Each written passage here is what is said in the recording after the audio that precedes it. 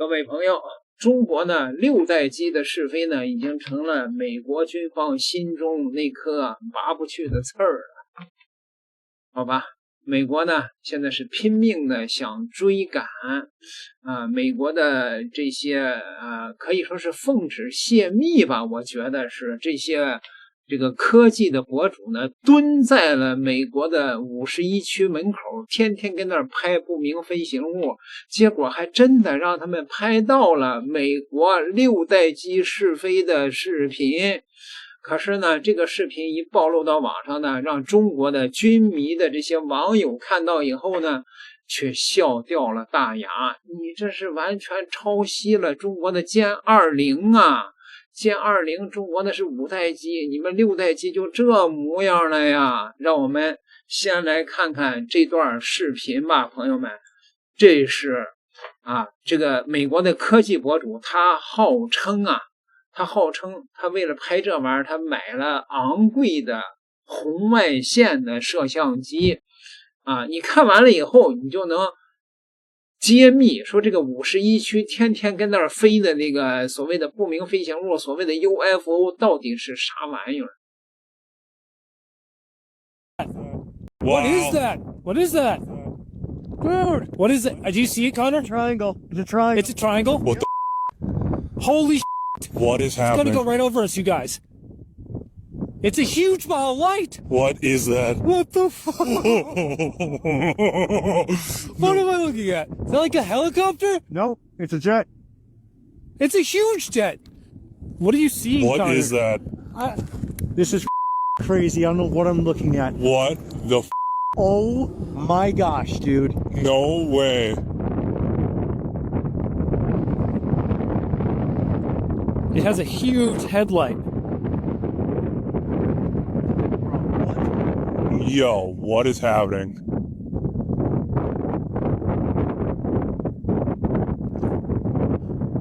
Oh Yo, my gosh, dude. what the What is it? It is. It kind of looks like an SR-70.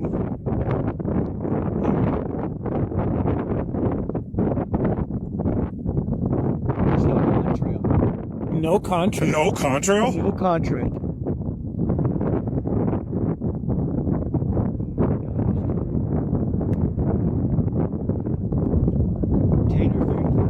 Over the mountain, that is. I'm looking at that one still. I don't see anything out of my naked eye. 最近一段51區附近拍的視頻在網上瘋傳，畫面裡出現2架飛行器，很多人第一反應是美國的 F-47 6代機是不是已經偷偷飛上天了呢？我們現在看到視頻中的拍攝地點是內華達州的格魯姆湖，也就是大名鼎鼎的51區。U-2 偵察機、S-271 黑鳥、海虎117隱身攻擊機等等，這些美國幾乎所有革命性的飛機都曾在這兒秘密測試過。從視頻畫面裡我們可以看到，無尾翼布局在傳統戰機上是比較少見的。好處是雷達反射面積小，壞處是飛起來不穩，要 hold 住這種設計，得靠先進的數字飛控和 AI 輔助，這正是6代機的核心技術。畫面裡幾乎看不到熱量散發，說明它可能使用了某種新型紅外抑制技術。現在熱成像導彈滿天飛，能藏住熱信號，就等於多了條命。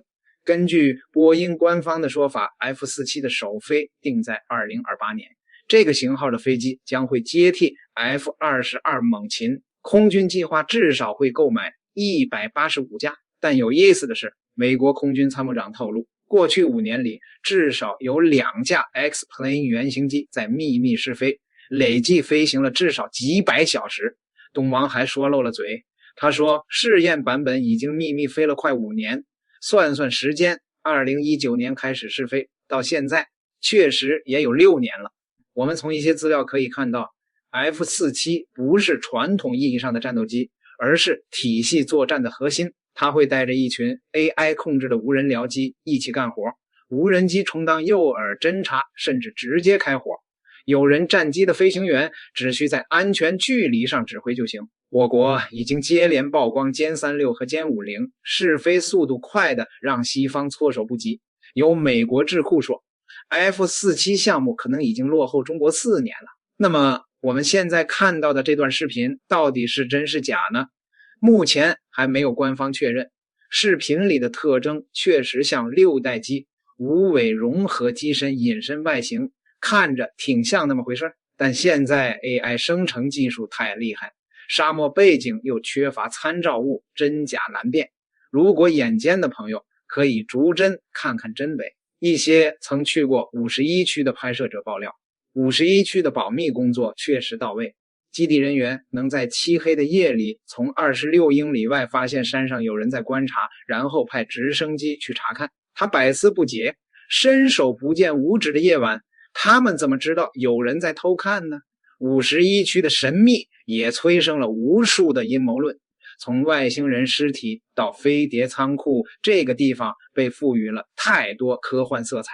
實際上 CIA 在2013年就通過信息自由法公開承認了51區的存在，並解密了部分歷史文件。其實這裡的真正用途很簡單，就是用來測試先进飛行器的。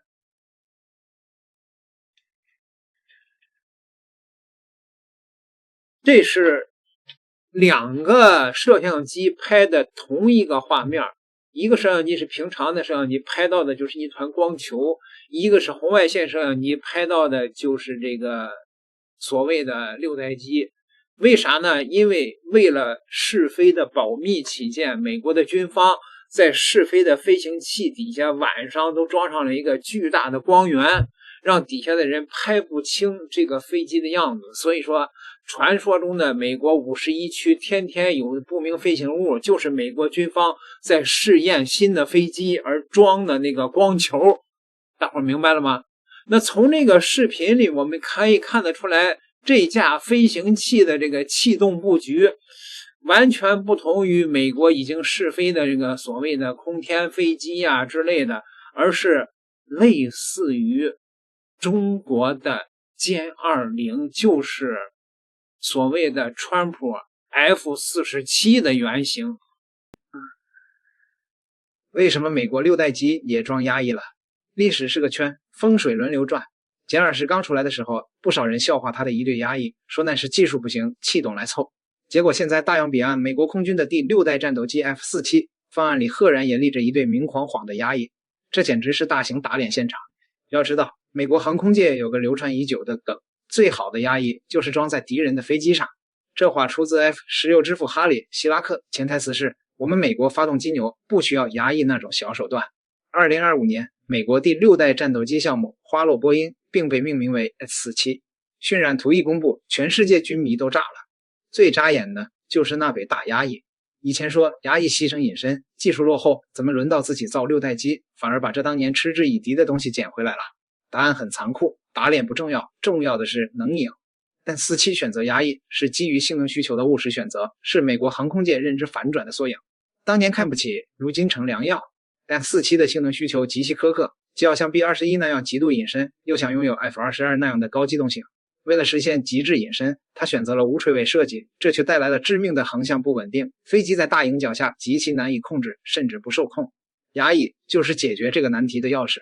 它雖然不是垂尾，但在那個位置上可以充當額外的控制面。在飛控系統指揮下，它能精確俯仰和滾轉，補償無垂尾帶來的穩定性不足，把失控的邊緣拉回來。F-47 用壓抑和殲20當年的出發點完全不同。殲20是在發動機不足時用氣動補短板，而47是在追求極限隱身和機動性時陷入了技術死結。它為了解決基本的飛行穩定性，不得不用壓抑，本質上是一種技術縫補。這一反轉也讓當年對殲20的誤解水落石出。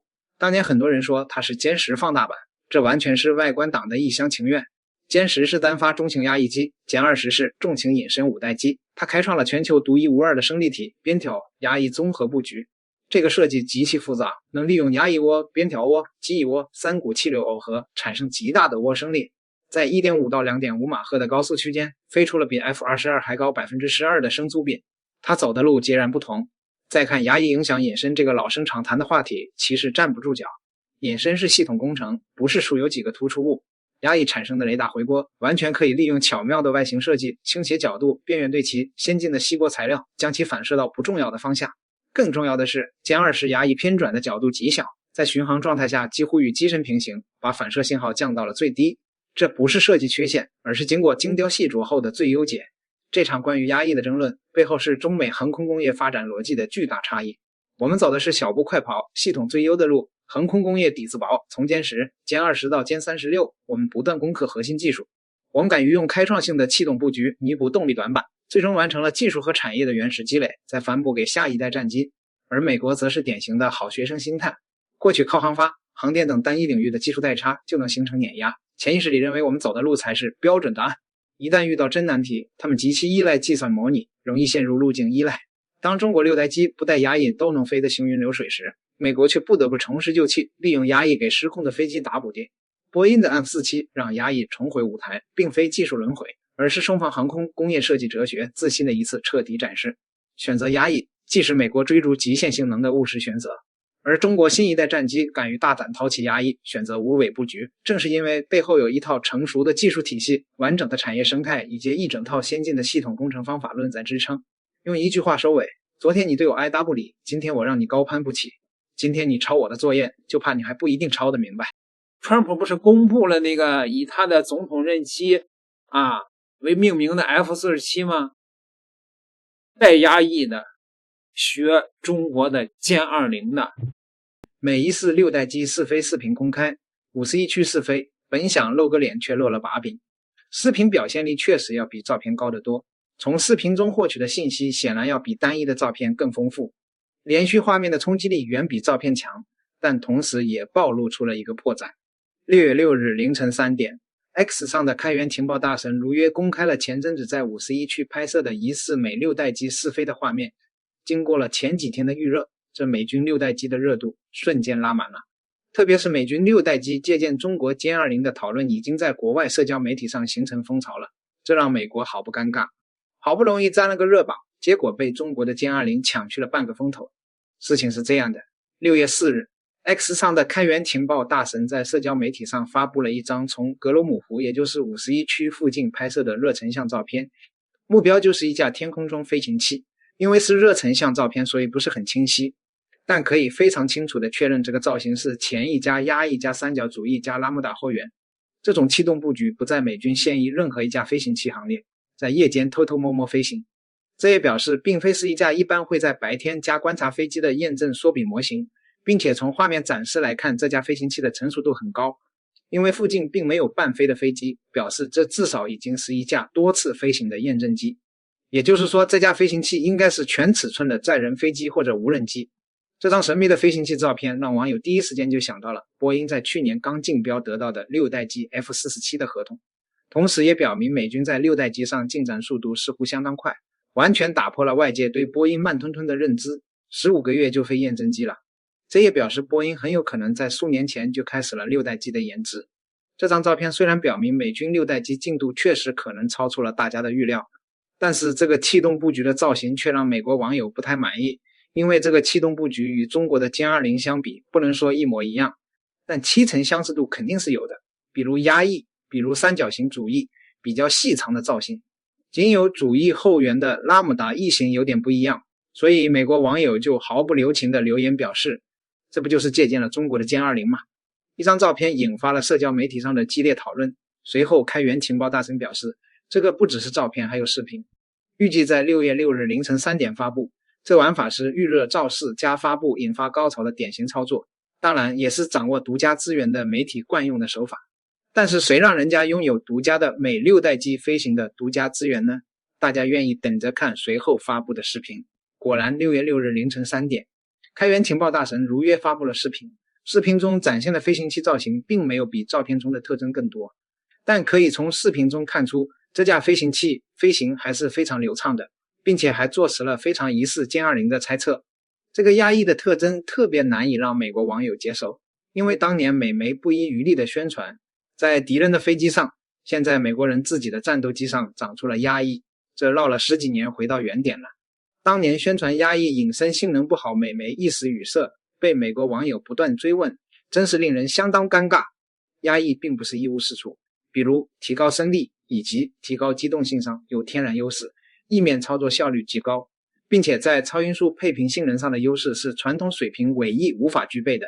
美媒當年宣傳的隱身性能確實有一點點影響，但是經過隱身處理後，整體 RCS 影響是可控的。中國殲20的壓翼當年是為了升力不足加上去的，到後來卻發現機動性乃至超音速性能優勢驚人，加上 PL-15 導彈的優勢獵殺美軍預警機的戰術，真是讓美軍還是挺羨慕的。所以這是美國要把殲20的優勢借鑑到6代機上，再用來對付中國那令人頭痛的預警機，這個可能性也是不小的。壓翼的性能確實相當不錯，但是為什麼中國的6代機不用呢？答案似乎並不難回答。中國在發動機領域的進步已經抹平了壓翼帶來的紅利，轉而對6代機的隱身性能上提出了更高的要求。所以在氣动布局與發動機方面突破後，壓翼在中國戰鬥機上完成了歷史使命。中國在6代機研制上毫不猶豫地拋棄了壓翼。美國呢，6代機專用的變循環發動機不順，導致6代機進展受影響。F119 發動機頂上去後動力不足，求高速。該小展現比後升力不足，與當年中國的殲20遭遇的問題非常相似。當然更大的原因還是中美在6代機空戰定位上不一樣。美國講究機動性，講究航程，不在意壓翼帶來的隱身性能損失，這是國土防禦戰鬥機的典型要求。